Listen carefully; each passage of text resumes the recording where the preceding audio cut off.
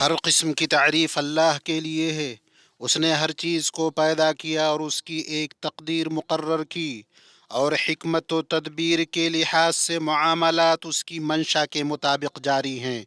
اور میں گواہی دیتا ہوں کہ ایک اللہ کے سوا کوئی معبود برحق نہیں، اس کا کوئی شریک نہیں، اور وہی بطور مددگار کافی ہے۔ اور میں گواہی دیتا ہوں کہ محمد اللہ کے بندے اور اس کے رسول ہیں۔ اللہ نے آپ کو انس و جن کی طرف خوشخبری سنانے والا، ڈرانے والا، اس کے حکم سے اس کی طرف بلانے والا اور روشن چراغ بنا کر بھیجا۔ درود اور برکتیں نازل ہوں آپ پر، آپ کے آل و اصحاب پر، اور جو درست طریقے سے ان کی پیروی کریں ان پر، اور بہت زیادہ سلامتی نازل ہو۔ اما بعد، لوگوں، میں تمہیں اور خود کو اللہ کے تقوی کی نصیحت کرتا ہوں، اس لیے کہ متقی لوگ کامیاب ہوئے۔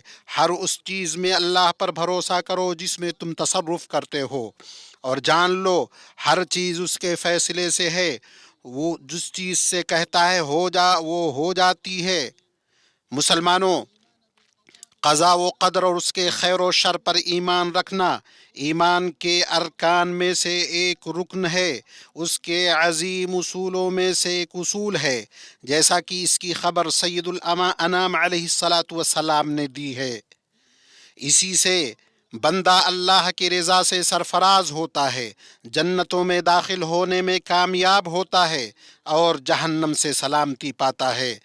زید بن ثابت رضی اللہ عنہ سے روایت ہے، انہوں نے کہا، میں نے رسول اللہ صلی اللہ علیہ وسلم کو فرماتے ہوئے سنا، اگر تمہارے پاس احد پہاڑ کے برابر بھی سونا ہو اور تم اسے اللہ کی راہ میں خرچ کرو، وہ تمہاری طرف سے قبول نہیں کرے گا یہاں تک کہ تم تقدیر پر ایمان رکھو۔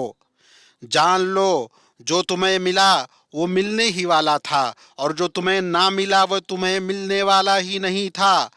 اگر تم اس کے سوا کسی اور عقیدے پر مرے تو تم جہنم میں داخل ہوگے۔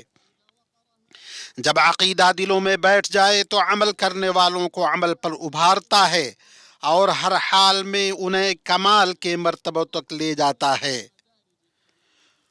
لوگوں، تقدیر مخلوقات میں اللہ کا راز ہے۔ ہر تقدیر جو اللہ نے بنائی ہے اس کی حکمت سے واقع ہونے والی ہے۔ عظیم القدرت اللہ کا فرمان ہے، ہم نے ہر چیز ایک تقدیر کے ساتھ ہم نے ہر چیز ایک تقدیر کے ساتھ پیدا کی ہے، اور فرمایا اس نے ہر چیز کو پیدا کیا پھر اس کی ایک تقدیر مقرر کی۔ اللہ ہی پیدا کرنے والا ہے، اسی نے فنا کیا، اسی نے محتاج بنایا، اسی نے بے نیاز کیا، اسی نے مارا اور جلایا، اسی نے گمراہ کیا اور ہدایت دی۔ ہمارے رب نے ہمارے لیے جو ظاہر کیا ہم اس پر ایمان لائے، اور جس کا علم اس نے اپنے پاس رکھ لیا ہم پر اس کی حکمت و غایت مخفی رہی۔ اللہ کے کمال حکمت، اس کی تقدیر کی عظمت، اس کے ملکوت میں اس کی مشیت کے نافذ ہونے اور اس کے حسن تدبیر پر ایمان رکھتے ہوئے ہم نے اسے تسلیم کیا اور اس سے راضی ہوئے، کیونکہ اللہ پاک ہے، ایسا حکیم و علیم ہے جو کچھ وہ کرتا ہے اس بابت اس سے سوال نہیں کیا جا سکتا، اور بقیہ سارے لوگوں سے سوال کیا جائے گا۔ وہی قابل تعریف ہے، ہر حال میں تعریف کا مستحق ہے، اس کے سوا کوئی معبود برحق نہیں۔ جس نے کما حق اللہ پر ایمان رکھا اور جان لیا کہ ہر چیز حکیم رحمان کے فیصلے اور تقدیر سے ہے، اس کا ایمان سچا رہا، اس نے ایمان کے لازم اقوال و افعال انجام دیے، اللہ اس کے دل کو رضا پر ثابت قدم کر دے گا اور اسے تسلیم و اذعان کی ہدایت دے گا۔ اللہ کا فرمان ہے، جو شخص اللہ پر ایمان رکھتا ہو اللہ اس کے دل کو ہدایت بخشتا ہے، اور اللہ کو ہر چیز کا علم ہے۔ جس نے اپنے دل سے اللہ پر بھروسہ کرتے ہوئے سے مدد طلب کی، اللہ نے اس کی مدد کی، اس کی طرف جو رجوع ہوا اس کی پناہ میں اللہ نے اس کی حفاظت کی۔ جس نے اس کی راہ میں دشواریاں اور مشقتیں جھیلیں اللہ نے انہیں اس پر سہل اور آسان کیا، اور جس نے صدق دل سے اس کا قصد کیا اس کے لیے اللہ کافی ہوا، اس کے لیے خیر کے راستے مزین کیے۔ وہ شخص وہ شخص کیسے لوگوں سے ڈر سکتا ہے جو جانتا ہے کہ موت حتمی ہے، اور وہ شخص کیسے فقر و فاقہ سے ڈر سکتا ہے جو یقین رکھتا ہے کہ رزق مقدر ہے، اور وہ شخص کیسے مصیبتوں اور تکلیفوں سے ناراض ہو سکتا ہے جو جانتا ہے کہ اللہ ہی وہ ہے جس نے انہیں مقدر کیا ہے۔ وہ شخص کیسے ان کے ثواب اور صلہ کی امید نہیں رکھے گا جو جانتا ہے کہ اللہ ہی وہ ہے جس نے انہیں بھیجا اور ان کی تدبیر کی۔ بندہ جب اس پر ایمان لے آتا ہے تو اللہ تعالیٰ اس پر مصیبتوں اور مشکلات کو آسان کر دیتا۔ اللہ کا فرمان ہے، ایمان والوں کو اللہ پکی بات کے ساتھ مضبوط رکھتا ہے، دنیا کی زندگی میں اور آخرت کی زندگی میں، بلکہ اس سے اسے عظیم اجر و ثواب حاصل ہوتا ہے، جیسا کہ اللہ نے فرمایا، صبر کرنے والوں ہی کو ان کا پورا پورا اجر دیا جاتا ہے۔ اللہ آپ پر رحم کرے۔ جان لو کہ قضاء و قدر پر ایمان کے 4 مراتب ہیں۔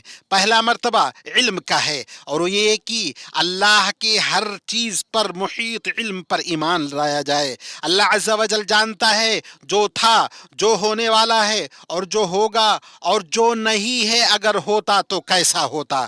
اللہ کا فرمان ہے، تم جس حال میں بھی ہوتے ہو، قرآن میں کچھ پڑھتے ہو یا تم لوگ کوئی کام کرتے ہو، جب اس میں مصروف ہوتے ہو تو ہم کو اس سب کی خبر رہتی ہے جب تم اس کام میں مشغول ہوتے ہو۔ دوسرا مرتبہ لکھنے کا مرتبہ، اور یہ کہ ایمان لایا جائے کہ اللہ نے تمام مخلوقات کی تقدیریں لوح محفوظ میں لکھ رکھی ہیں۔ اس نے عمریں، موتیں، روزیاں، اعمال، بدبختی اور خوشبختی، یہ سب کچھ لکھ رکھی ہے۔ عبداللہ بن عمرو بن عاص رضی اللہ عنہ سے روایت ہے، انہوں نے کہا، میں نے رسول اللہ صلی اللہ علیہ وسلم کو فرماتے ہوئے سنا، اللہ نے مخلوقات کی تقدیریں آسمانوں اور زمین کی تخلیق سے 50,000 سال پہلے لکھی ہے۔ اسے مسلم نے روایت کیا ہے۔ تیسرا مرتبہ ارادہ اور مشیت کا ہے، یعنی ایمان لایا جائے کہ اس کائنات میں جو کچھ ہو رہا ہے وہ اللہ کی مشیت کے مطابق ہو رہا ہے۔ اس کے ارادے اور مشیت سے کوئی شاذ و نادر چیز بھی نہیں نکلتی۔ اللہ جو چاہتا ہے وہ ہوتا ہے، جو نہیں چاہتا وہ نہیں ہوتا ہے۔ اللہ کا فرمان ہے، ہرگز ہرگز کسی کام پر یوں نہ کہنا کہ میں اسے کل کروں گا مگر یہ کہ اللہ چاہے۔ اللہ پر رحم کرے۔ جان لو، تقدیر پر ایمان رکھنے کا مطلب یہ نہیں ہے کہ بندہ اپنے بارے میں یہ گمان کرے کہ وہ اپنے افعال پر مجبور ہے، بلکہ اللہ نے بندے کو مشیت و اختیار دیا ہے، لیکن اس کی مشیت اللہ کی مشیت کے تابع ہے۔ جیسا کہ اللہ نے فرمایا، اور تم نہ چاہو گے مگر یہ کہ اللہ ہی چاہے، بے شک اللہ تعالی علم والا با حکمت ہے۔ تقدیر پر ایمان رکھنے والا مومن مشروع ذرائع اختیار کرنے میں کوتاہی نہیں برتتا، کیونکہ وہ جانتا ہے کہ اللہ کا قانون نافذ ہونے والا ہے، کہ چیزوں کی تقدیر ان کے اسباب کے ساتھ مربوط ہے۔ قضاء و قدر پر ایمان کا چوتھا مرتبہ یہ ہے کہ تخلیق کا مرتبہ، اور وہ یہ ایمان ہے کہ اللہ تعالی ہر چیز کا پیدا کرنے والا ہے، اس کے سوا کوئی خالق نہیں اور نہ کوئی رب ہے۔ اللہ ہر چیز کو پیدا کرنے والا ہے اور وہی ہر چیز پر نگہبان ہے۔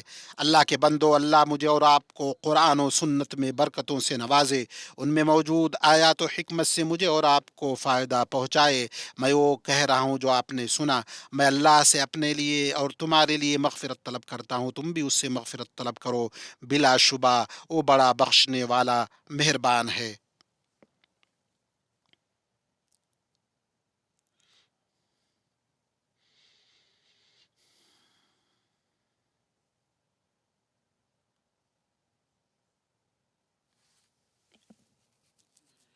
تمام تعریف اللہ کے لیے ہے جو خوب سننے والا، جاننے والا، غالب اور حکمت والا ہے۔ اس نے اپنا فیصلہ کر دیا، اس کی تقدیر بندوں کے عمل سے پہلے ہی جاری ہو چکی ہے، اور میں گواہی دیتا ہوں کہ ایک اللہ کے سوا کوئی معبود برحق نہیں، اس کا کوئی شریک نہیں، وہی اولین و آخرین کا معبود ہے، اور میں گواہی دیتا ہوں کہ محمد صلی اللہ علیہ وسلم اللہ کے بندے اس کے رسول ہیں، روشن روح اور چمکتے اعضاء والے اہل ایمان کے پیشوا ہیں۔ اللہ تعالیٰ ان پر درود و سلام اور برکت نازل کرے، ان کے آل و اصحاب اور تابعین پر، اور ان سب پر جو قیامت تک نیکی کے ساتھ ان کی پیروی کریں۔ اما بعد، مومنو، بے شک قضا و قدر پر ایمان کے بے شمار اور بے حساب عظیم ثمرات و فوائد ہیں، اور اس کے قابل تعریف اثرات ہیں جن کی نہ کوئی حد ہے اور نہ ہی شمار۔ ان میں سے چند یہ ہیں، جیسے کہ اس سے راحت نفس اور اطمینان قلب حاصل ہوتا ہے، اور جو چیز فوت ہو جائے، چھن جائے، اس پر حزن و ملال نہیں ہوتا، کیونکہ مومن کسی محبوب چیز کے فوت ہونے پر اور کسی ڈراؤنی چیز کے پیش آنے پر غمگین نہیں ہوتا۔ فرمان الہی ہے، تاکہ جو چیز تم سے چھن جائے اس پر افسوس نہ کرو، اور جو کچھ اللہ تمہیں عطا کر اس پر نہ اتراؤ۔ پس جس نے یہ جان لیا کہ ہر چیز اللہ کے قضاء و قدر سے ہوتی ہے، اس پر مشقتیں برداشت کرنا آسان ہو جاتا ہے، اور اپنے نفس کو مصیبتوں پر صبر کرنے کا عادی بنا لیتا ہے، پھر وہی کرتا ہے جو رب کائنات کو راضی کرنے والا ہو۔ فرمان الہی وہ لوگ ہیں جب انہیں کوئی مصیبت پہنچتی ہے تو کہتے ہیں انا للہ و انا الیہ راجعون، بے شک ہم اللہ ہی کے لیے ہیں، ہم اسی کی طرف لوٹ کر جانے والے ہیں۔ اور قضاء و قدر پر ایمان کے ثمرات میں سے یہ بھی ہے کہ بندہ اللہ کے حکم کے سامنے جھک جائے، اسے پوری طرح تسلیم کر لے، اور یہ جان لے کہ اس کے مولا نے جو کچھ اس کے لیے چنا ہے اسی میں بھلائی ہے۔ اللہ کا فرمان ہے، ہو سکتا ہے جو تم کسی چیز کو ناپسند کرو حالانکہ وہ تمہارے لیے بہتر ہو، اور ہو سکتا ہے تم کسی چیز کو پسند کرو حالانکہ وہ تمہارے لیے بری ہو۔ عمر بن الخطاب رضی اللہ عنہ نے فرمایا، مجھے اس کی کوئی پرواہ نہیں کہ میں پسندیدہ حال میں صبح کرتا ہوں یا ناپسندیدہ حال میں، کیونکہ میں نہیں جانتا کہ بھلائی اس چیز میں ہے جسے میں پسند کرتا ہوں یا اس چیز میں جسے میں ناپسند کرتا ہوں۔ اور اس ایمان کے ثمرات میں سے یہ بھی ہے کہ اللہ تعالیٰ کے تقدیروں پر قناعت اور رضامندی، ساتھ ہی جائز اسباب کو اختیار کرنا۔ ابو ہریرہ رضی اللہ عنہ سے روایت ہے کہ رسول اللہ صلی اللہ علیہ وسلم نے فرمایا، اللہ نے تمہارے حصے میں جو رکھ دیا اس پر راضی ہو جاؤ، تم لوگوں میں سب سے زیادہ غنی و بے نیاز ہو جاؤ گے۔ اور ان فوائد میں سے یہ بھی ہے کہ دل حسد، کینہ اور بغض سے پاک ہو جاتا ہے، کیونکہ یہ سب دل کی بری بیماریاں ہیں جو انسان کو اللہ تعالیٰ کی تقدیروں پر اعتراض تک پہنچا دیتی ہیں۔ ابو ہریرہ رضی اللہ عنہ سے روایت ہے کہ رسول اللہ صلی اللہ علیہ وسلم نے فرمایا، اس کی طرف دیکھو جو تم سے کمتر ہے، اس کی طرف مت دیکھو جو تم سے برتر ہے، اس طرح تم اپنے اوپر اللہ کی نعمت کو حقیر نہ سمجھو گے۔ اسے مسلم نے روایت کیا ہے۔ اور ان فوائد میں سے یہ بھی ہے کہ آزمائش کے وقت صبر کرنا اور نعمت پر شکر ادا کرنا۔ صہیب رضی اللہ عنہ سے روایت ہے کہ رسول اللہ صلی اللہ علیہ وسلم نے فرمایا، مومن کا معاملہ تعجب خیز ہے، اس کا ہر معاملہ خیر ہی خیر ہے، اور یہ خصوصیت کسی اور کے لیے نہیں سوائے مومن کے۔ اگر اسے خوشی پہنچے تو شکر کرتا ہے، اور یہ اس کے لیے بہتر ہوتا ہے، اور اسے تکلیف پہنچے تو صبر کرتا ہے، تو یہ بھی اس کے لیے بہتر ہوتا ہے۔ اسے مسلم نے روایت کیا ہے۔ عطا ابن ابی رباح بیان کرتے ہیں کہ ابن عباس رضی اللہ عنہ نے مجھ سے کہا، کیا میں تمہیں جنت کی ایک عورت نہ دکھاؤں؟ میں نے کہا ضرور۔ انہیں کہا، یہ کالی کلوٹی عورت یہ نبی صلی اللہ علیہ وسلم کی خدمت میں حاضر ہوئی اور کہا، مجھے مرگی کا دورہ پڑتا ہے، اس حالت میں میرا جسم کھل جاتا ہے، آپ میرے لیے دعا کریں۔ آپ نے فرمایا، اگر تم چاہو تو صبر کرو، تمہارے لیے جنت ہے، اور اگر چاہو تو میں اللہ سے دعا کروں وہ تمہیں شفا دے دے۔ اس نے کہا، میں صبر کروں گی لیکن میں بے پردہ ہو جاتی ہوں، تو آپ دعا کریں کہ میں بے پردہ نہ ہو جاؤں۔ چنانچہ آپ صلی اللہ علیہ وسلم نے اس کے لیے دعا فرمائی۔ اسے بخاری اور مسلم نے روایت کیا ہے۔ ایمانی بھائیوں، جو حقائق ابھی بیان ہوئے وہ ان عظیم ترین امور میں سے ہیں جو اہل ایمان کو سخت ترین پریشانیوں اور بڑے بڑے حادثات کے وقت ثابت قدم رکھتے ہیں۔ اللہ علام الغیوب کا فرمان ہے، کہہ دیجئے ہمیں ہرگز کوئی چیز نہیں پہنچ سکتی مگر وہی جو اللہ نے ہمارے لیے لکھ دی ہے، وہی ہمارا کارساز ہے، اور اہل ایمان کو اللہ پر ہی بھروسہ کرنا چاہیے۔ اللہ کے بندو، اللہ کا تقوی اختیار کرو، ان لوگوں میں سے بن جاؤ جنہیں جب آزمائش پہنچتی ہے تو صبر کرتے ہیں، جب نعمت ملتی ہے تو شکر ادا کرتے ہیں، جب گناہ سرزد ہو جاتا ہے استغفار کرتے ہیں۔ اس طرح تم دونوں جہانوں میں سعادت، نجات اور کامیابی سے سرفراز ہوگے۔ اتنی بات ہوئی اور تمام مخلوقات میں چنیدہ اور سید الانبیاء والمرسلین پر درود و سلام بھیجو، جیسا کہ اللہ عز و جل نے تمہیں اس کا حکم دیا ہے۔ بے شک اللہ اور اس کے فرشتے اس نبی پر درود بھیجتے ہیں۔ اے ایمان والو، تم بھی ان پر درود و سلام بھیجو۔ اے اللہ، درود و سلام اور برکت نازل کر رسول امین پر، ان کے پاک باز اہل خانہ پر، ان کی بیویوں امہات المؤمنین پر۔ اے اللہ، چاروں خلفائے راشدین ابو بکر، عمر، عثمان و علی سے تمام صحابہ کرام، تابعین اور قیامت تک ان کے پیروکاروں سے راضی ہو جائے، اور ان کے ساتھ ہم سے بھی راضی ہو جائے اپنے عفو و کرم سے اور احسان سے، اے اکرم الاکرمین۔